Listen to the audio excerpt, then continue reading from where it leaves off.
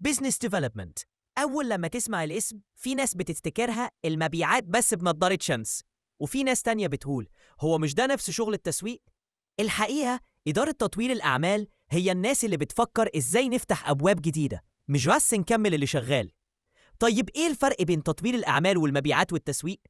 المبيعات بيقفل الصفقة، التسويق بيخلق الطلب. تطوير الأعمال بيدور على شراكات، أسواق جديدة، يخلق خطوط دخل إضافية، ويقولك إحنا ليه ما نجربش نشتغل مع النوع ده من العملاء؟ إيه المهام الأساسية للإدارة دي؟ تحليل السوق والفرص الجديدة، بناء علاقات استراتيجية مع شركاء محتملين، اقتراح خطوط منتجات أو خدمات جديدة، دراسة المنافسين وتحديد فين نقدر نتميز، التنسيق مع فرق المبيعات والتسويق بس من زاوية أوسع. الإدارة دي بتريبورت لمين؟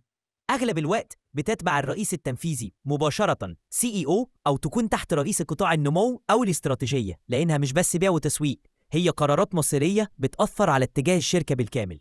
إيه اللي محتاجينه عشان يشتغلوا صح؟ صلاحيات حقيقية لتوقيع شراكات أو اقتراح تغييرات، وقدرة على الوصول لبيانات السوق والعملاء.